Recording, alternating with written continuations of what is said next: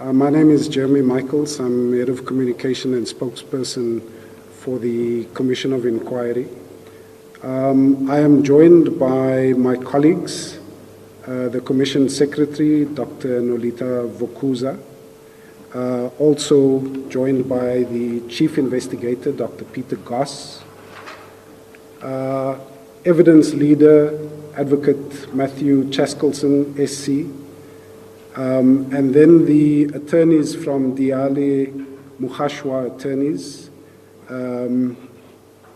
Madimpe Mukhashwa, Donald Diale, and Marie Volsnach. I hope I've got the pronunciation correct. Once again, good afternoon to members of the media, and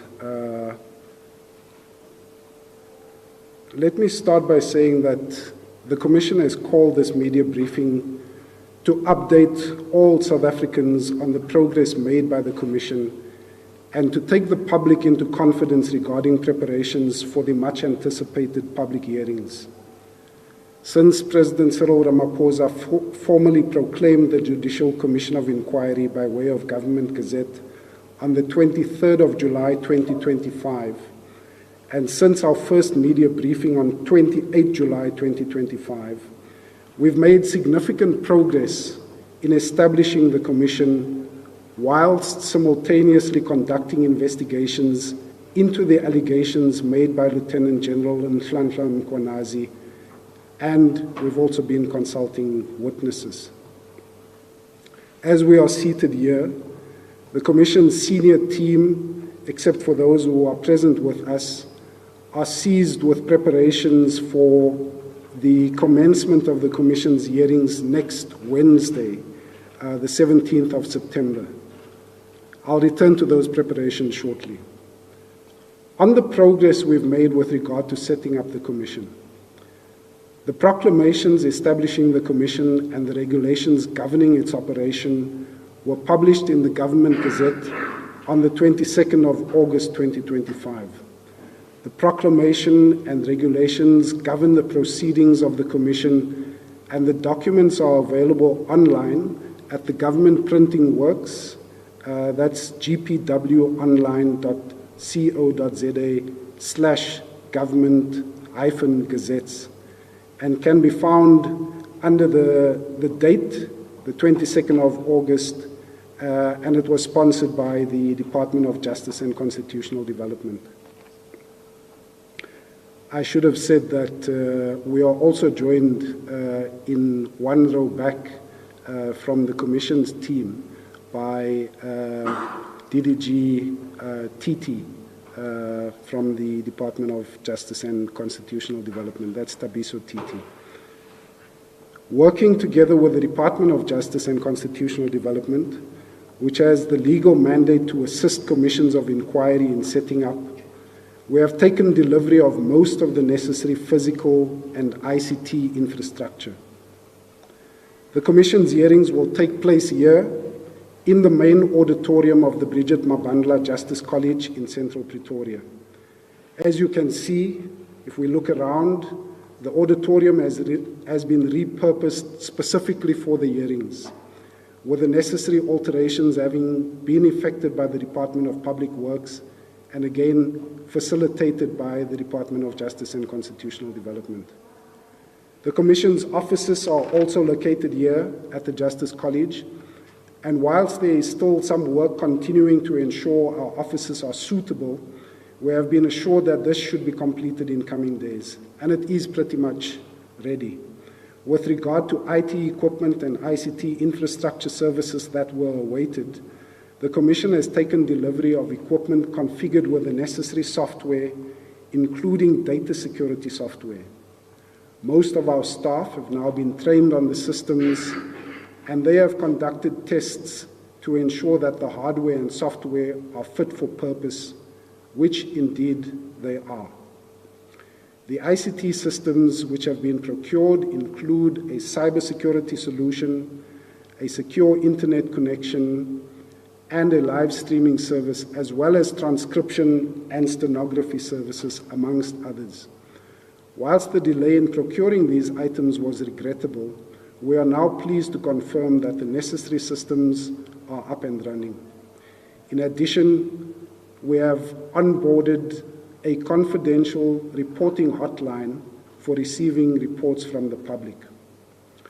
The hotline consists of a number of platforms, including a telephone line where members of the public can confidentially talk to an operator and offer the Commission information related to the terms of reference. And that's very important. The Commission has terms of reference which, whilst they are quite wide, specifically relate to the allegations made by Lieutenant General Mkhwanazi. So the hotline's contact details are Madlanga Commission at behonest.co.za. I'll repeat that, Madlanga Commission at behonest.co.za. And the hotline's contact number is 0800 111 369.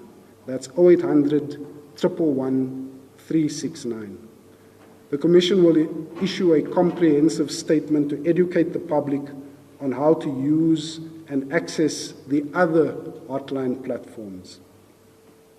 At the same time as the required infrastructure was being procured and set up, preparations for the Commission's hearings have been advancing steadily.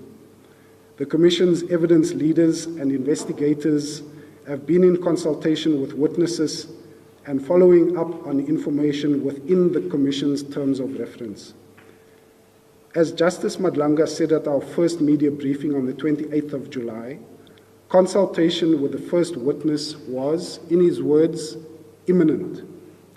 We can now confirm that the consultation to which the chairperson of the Commission, Justice Madlanga, referred was with Lieutenant General Mkhwanazi, whom the Commission intends to call as its first witness. The Commission has simultaneously been in consultation with a number of other witnesses whose details, based on security considerations, we are not at liberty to divulge. The preparations for calling a witness are intricate, and it's important for the public to understand. I am not going to elaborate on the details involved. Suffice to say that there is a lot of legal and investigative work which goes into such preparations. It's also important to clarify that this work was delayed by the procurement challenges which arose with regard to the ICT systems, and in particular, issues with data security, having regard to the nature of investigations which the Commission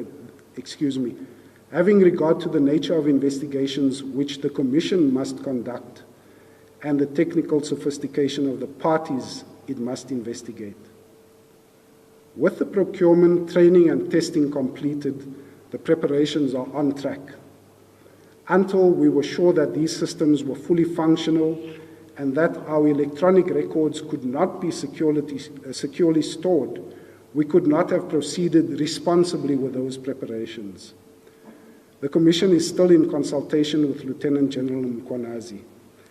It has reserved him and plans to continue those consultations throughout this week, as well as the early part of next week, ahead of the first public hearing to be held next Wednesday, the 17th of September 2025.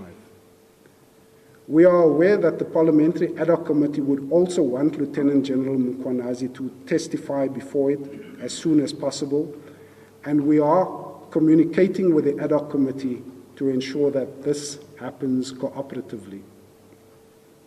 We are acutely aware of the public's keen interest in the work of the Commission, which is essentially to investigate the very serious allegations made by Lieutenant General Mkhwanazi that the criminal justice system has been infiltrated by criminal syndicates and drug cartels, and that those are unduly influencing our country's law enforcement agencies. That is why we deemed it necessary to update the public on the work of the Commission, which has been continuing behind the scenes, as well as on the readiness to hold the Commission's first public hearings. That, members of the media, is our statement, and we are happy to take questions in batches of 3. We'll ask you to bear with us as I may ask some of my colleagues to step up to deal with some of your questions. We are also conscious that there are members of the media online, and so my colleague Khomotso will read out those questions as they come in. All right, we'll take 3 hands. There's a lady there. 2, 3.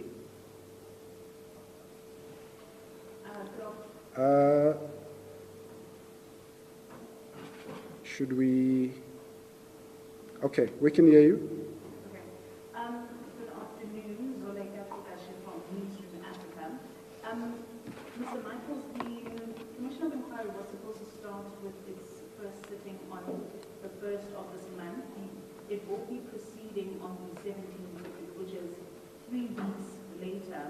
I just wanted to know to what extent this delay will have an impact on the report that the Commission is expected to submit to the President. Thank you. Thanks so much, Zoleka. Aaron? Arlington Eyewitness News. Jeremy, just with regard to, and perhaps this is a question for the lead evidence leader, just with regard to the sensitivity around witnesses, consultations, and investigations, I know that the Commission was looking at witness protection and ensuring that security is beefed up around some of the witnesses, especially the witnesses that are likely to provide sensitive information to the Commission. What's the latest and the status on that? Can the Commission confirm that this has been done in terms of getting a service provider to have that protection done? All right, thanks, Aaron. This commission is part of a very important matter. As a commission, are you empowered to deal with classified information? That's my first question. The second one is with regards to recommendations, and a lot of commissions have taken place, and a lot of South Africans always complain about, the purpose of those particular commissions in terms of their findings. Are they finding? And the last one will be around the ad hoc committee. In terms of how are you going to work with the committee? Are you guys communicating with them? Thank you so much. All right, thanks. We'll take those 3, and I'm going to ask Advocate Chaskelson to join me so that we can just with ease deal with those questions. But Matthew, if you don't mind stepping forward, let me deal with the delay, Zoleka, your question related to the delay in the start of the hearings and what impact that will have on the report to the President. So, firstly, the President made it very clear in appointing the Commission and in terms of the terms of reference that the deadlines would be 3 months for an interim report and 6 months for the final report. Now, needless to say, there has been a delay, and that has practical implications. So, realistically, there will have to be some adjustment. That is a matter with which Justice Madlanga, the Minister of Justice, Mamoloko Kubai, and the President will engage on and take into account the delay and its impact. And they, I'm sure, will in due course pronounce in terms of whether there will be an adjustment. But having said that, I think it's very important to emphasize that we, the Commission, the legal, the investigative teams, have been working pretty much around the clock within the constraints which we described by the delays in the procurement of safe and secure ICT infrastructure. So the work has been continuing as far as possible, and I'm sure that Advocate Chaskelson will be able to elaborate on that if need be. But yeah, I hope that answers your question, Zoleka. And then I think I'll hand the rest of them over to you, Matthew. Do you want to take the seat so that you have the microphones in front of you? Okay, all right.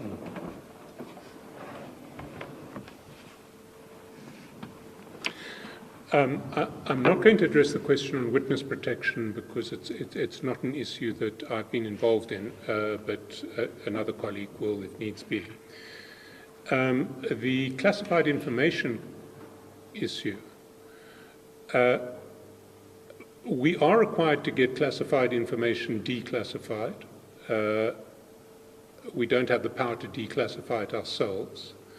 Thus far, we haven't had any difficulties from the relevant authorities in getting declassification of information, of classified information that we've wanted declassified and made available to us. If we do have difficulties in the future, we will take that up. We're appointed to advise the President. The President is the head of the executive. If we can't advise the President because we aren't given access to information that's necessary for the purpose, we will take it up with the President. The last question was, are our findings binding? And there the law is clear, our findings are not binding. All that we can do is make a recommendation to the President. Our recommendation doesn't bind the President, it doesn't bind the people in respect of whom we make those recommendations or make those findings. So essentially the function of this body is to conduct a public hearing for the purposes of making recommendations to the President. We can't make we don't make findings that are binding. The President, we hope, will act on recommendations that are made, but our recommendations are not binding on the President or indeed on anybody else. All right, okay, thanks. Let me deal with the question of witness protection. Sorry about the musical chairs, but all these microphones are gathered at this one spot, so it makes no sense to move them around. On the question of witness protection, the terms of reference are quite unique in that it requires the Commission to provide witness protection. And so to that extent, we have taken lessons from the State Capture Commission of Inquiry, the Zondo Commission as it is commonly known. So we've taken those lessons, but given the unique nature of this commission, which has within its sights, within the terms of reference, some of the very state entities which are charged with responsibility for witness protection. So we are innovating, and we are not going to discuss those details in public precisely because it deals with witness protection, and their safety is sacrosanct. So unfortunately, we are not able to get into that detail, but we hope that that gives you, members of the media, and the public a sense of our approach to dealing with this very sensitive matter, security-related matter. All right, we'll take, I think we've covered all the questions. We'll take another 3 hands. It's 1, Pule, 2, the gentleman at the back, 3 online. Okay, let's take these 2 in the room, and then Homotso, you can read out to us the other questions.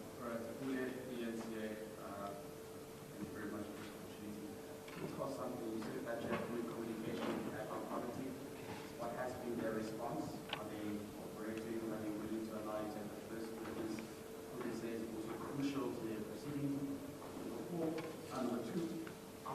testify in the commission, does the witness, especially the one who is expected to appear before the ad hoc committee's evidence, become subjudicated and be limited to its use in Parliament, its evidence?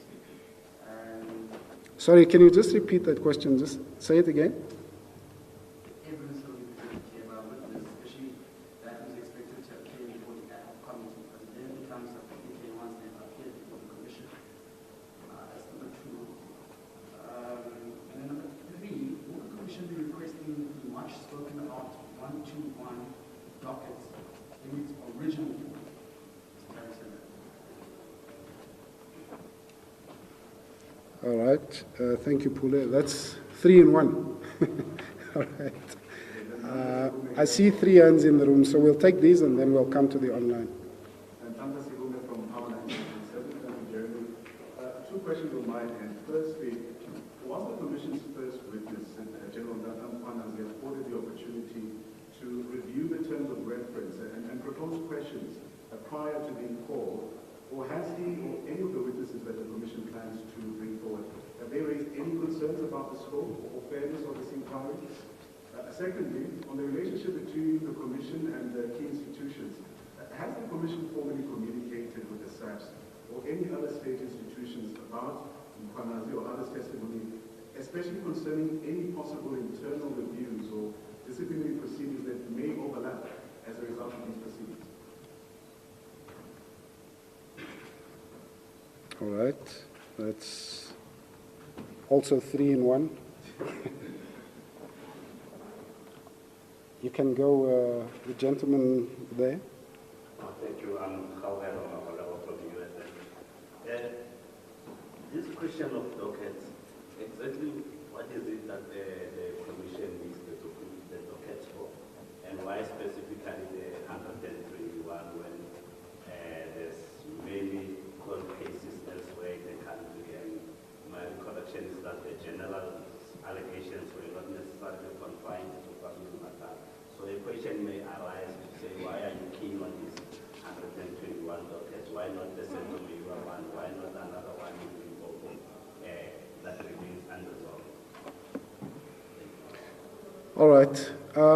We will take those questions online shortly, but let's just deal with these. Again, Matthew will deal with some of them, but let me say firstly on the 121 dockets.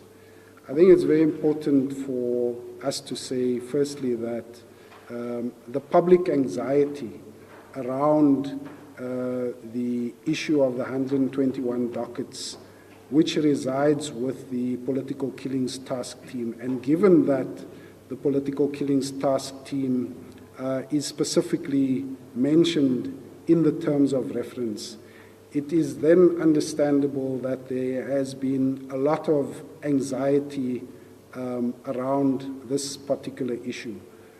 Having said that, the investigative team and the evidence leaders have been in contact with the South African Police Service, and we are not going to get into the details of those discussions, except to say that there is, to answer your question, there was no need for us to have original copies of the dockets, but that also that the Commission and the team had taken the necessary steps to ensure the integrity of the information. So we're not going to get into detail on that matter. It is very much historical now, and then I will hand over to Advocate Chaskelson to deal with the rest of the 2 other questions. So the first question that I have relates to the issue of sub judice, and the answer again there is clear. Nothing we do makes anything sub judice. So after General Mkonazi has testified in front of us and has testified publicly, Parliament is free to ask him whatever questions members of Parliament want to ask. And the same is true for any witness. The second question was the General given an opportunity to review the terms of reference before he consulted with us? In truth, I cannot answer that question. I don't know. That would really be an issue between the General and the President, because the terms of reference are set by the President, not by the Commission. What I can say is that the General has expressed no misgivings about any of the terms of reference in our consultations with him. Has the Commission communicated with SAPS in relation to parallel internal proceedings? Not to my knowledge, but thus far we haven't had any complaints or any suggestion that what is taking place in SAPS is interfering with our proceedings and our processes. If that arises in the future, we will take the necessary action.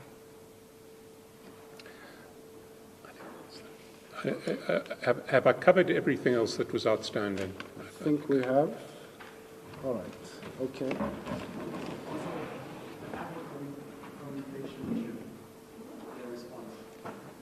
Just say it again.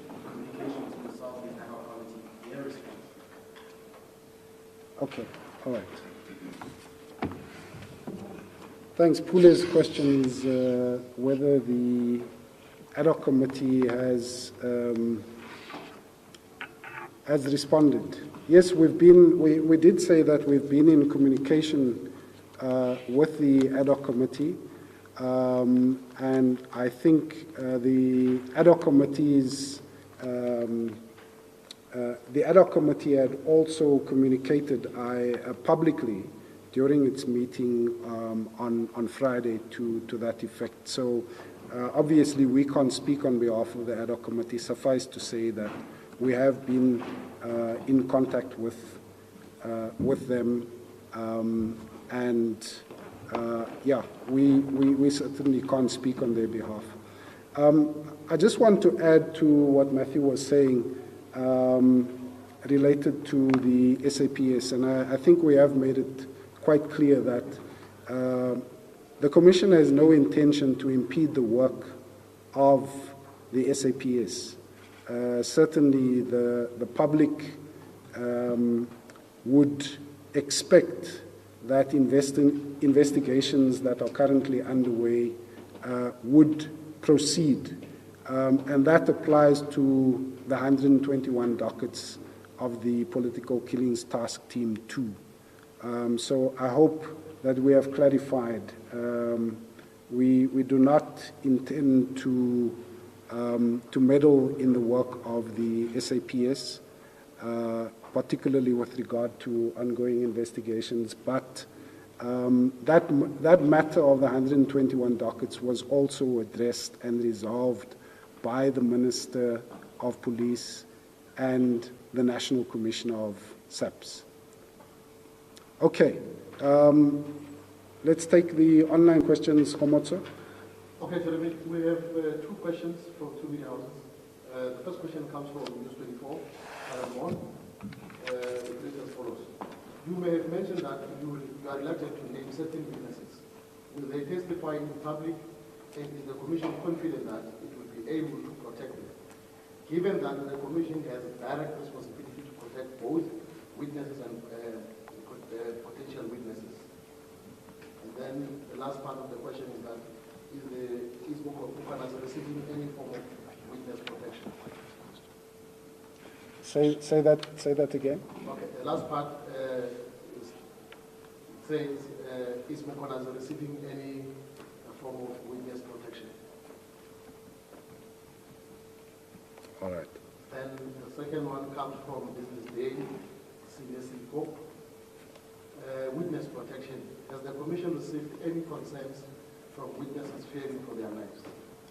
The second part says, if so, is the Commission confident in the witness protection system to be strong enough to protect those expected to give information against politicians and criminals?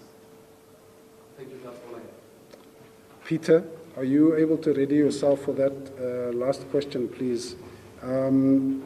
So, again, Matthew and I will juggle seats here, but I think firstly, General Mkwanazi, on that question of whether he is receiving witness protection, he does have protection, and I'm just going to leave it there.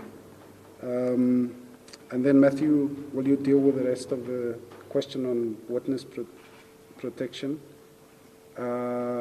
Peter, you'd also like to come forward, please?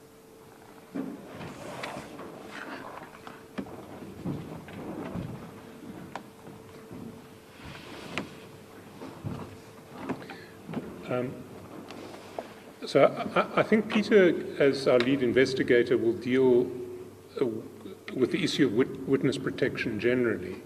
I can speak to the question about whether witnesses will testify in public or in camera.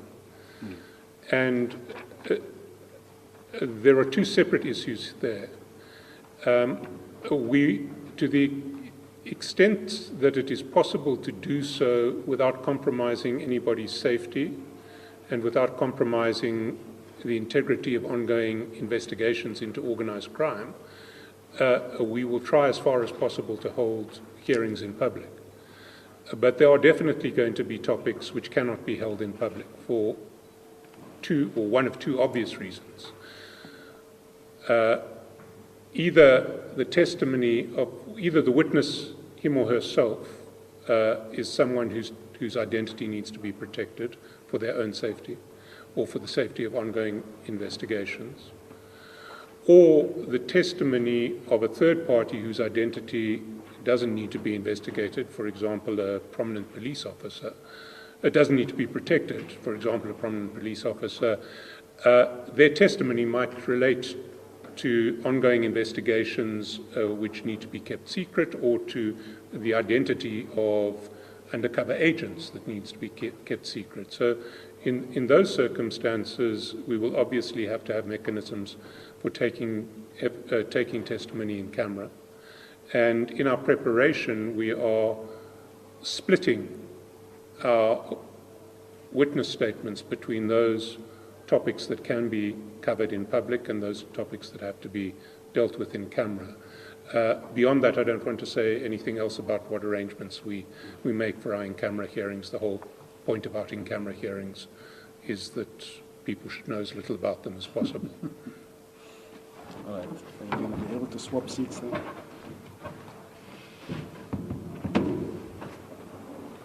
To the comprehensive response about the question on witness protection, Jeremy has just covered a critical element, which is an element of witness protection.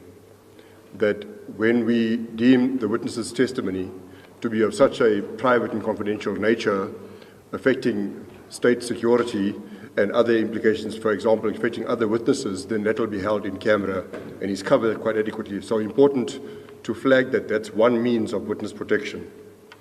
The other means of witness protection that was mentioned earlier on today was the announcement of an anonymous and a confidential hotline reporting facility. So if a reporter or witness wishes to raise matters with the Commission, they can do so anonymously or confidentially. And you all appreciate then that if it's anonymous and confidential, that in its inherent nature, it will protect the witness. The next level of protection of the witness, is very important to note, is the physical protection of the witness should they appear before the Commission, and we have adequate security at premises to protect those witnesses. We didn't answer a question earlier on about whether we have a service provider to afford a more intimate level of protection, which we can't discuss, but we are in the process of finalizing the procurement of a particular service provider in that regard who is highly experienced in witness protection. We hope that that comprehensively covers the full gamut of witness protection issues, and I repeat, confidential and anonymous reporting. 2, when the matter requires in camera, we afford that. to the witnesses on the discussion of the evidence leaders and within the remit of the law. 3, when physical protection, as is known in more popular terms, is required for the witness coming to the commission, we are procuring a service provider. We are dealing with a highly qualified service provider, adequately qualified to protect witnesses. We hope that's a comprehensive answer. I think you meant to say Matthew. Sorry, there is a further point that I want to add in relation to IT, and it goes back to the issue of delays that was raised earlier. The single most significant obstacle that we faced and that has caused our delays is we needed IT systems that were sufficiently secure for us to be confident, bearing in mind who we're investigating, that they couldn't be hacked, and that the data relating to our investigations would be secure there. And it's that procurement process which has taken time because it has required very specific requirements from bidders, and it's required us to be satisfied that the bidders can deliver on the level of cybersecurity and data storage security that we required. And I am confident that our systems are not going to be hacked, but it has taken me quite a long time to reach the point where I'm confident. And when you think of delays, you do need to think of it in that context. We can't start investigating and exchanging data electronically until we have systems in place, or we couldn't until we had systems in place which would adequately protect the security of that data. Thanks. Thank you, Matthew. All right. I think we have one last question online to Khomotso, and we hope to wrap in the next few minutes. Khomotso? Okay. This one comes from Karen Yon, 24. It says, when you say that testimony will be held in camera, will there be any public record of that testimony? In the Zondo Commission inquiry, such witness evidence was had, but their identity was concealed. Are you saying that in camera evidence that Madlanga inquiry will be held completely in secret? If so, what are the implications of this for the transparency of this inquiry? And the last question is from Arthur in Cape Town. Does the Commission believe that it will request the extension of the work? Maybe it won't conclude its work within 6 months. Sorry, the last one again from Arthur in Cape Town. Okay, it reads as follows. Does the Commission believe that it will request the extension for its work? Maybe it won't conclude its work within 6 months. Okay. All right. Again, I will deal with the last question first and then hand over to Advocate Chaskelson. So as we have said, on the issue of timelines and potentially requesting an extension, we have lost some time due to the delays which are well known. And Justice Madlanga, together with the Minister of Justice and Constitutional Development and the President, will consider the delay and make adjustments if that is necessary. But I think we have also said previously that given the wide scope of the terms of reference, the timelines were already quite tight. Having said that, we understand the urgency. The President has made it very clear that he expects a report within, an interim report within 3 months and a final report within 6 months. So the realities of the delay will then have to be factored into that urgency and a decision taken, which I'm sure if that request is considered, that will be communicated in due course. Okay, Matthew?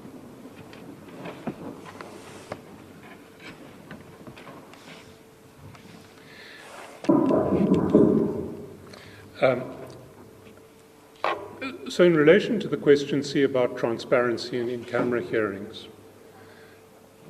I think at the outset it's very important to emphasize that this commission is unprecedented in terms of what it has to investigate.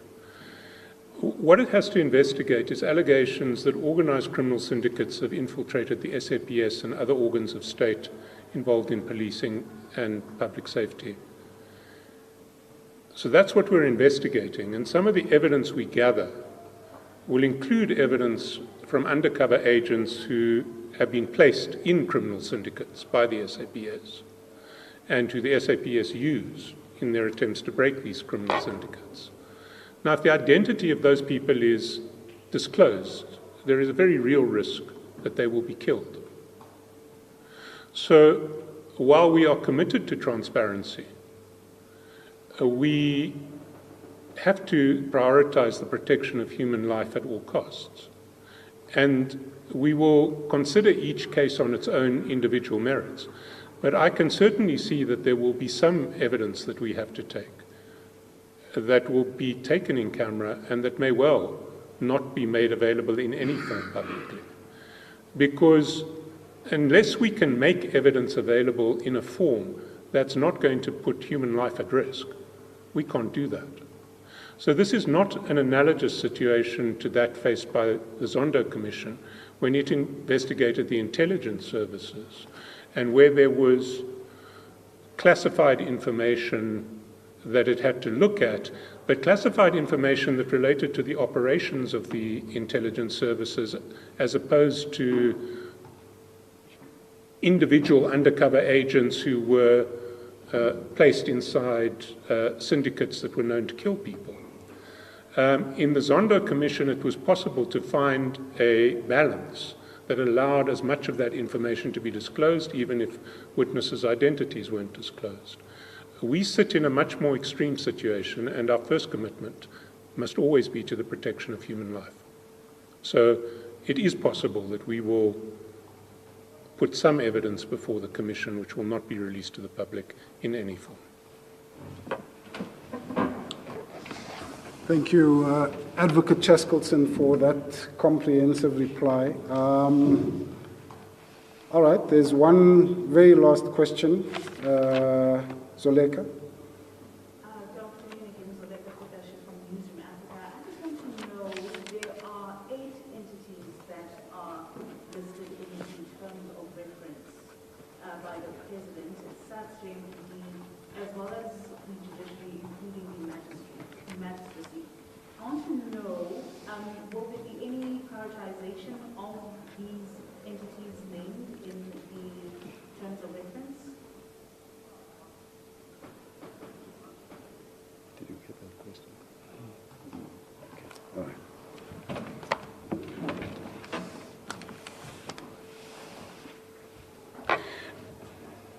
right. As presently advised, we're not prioritizing one institution over another.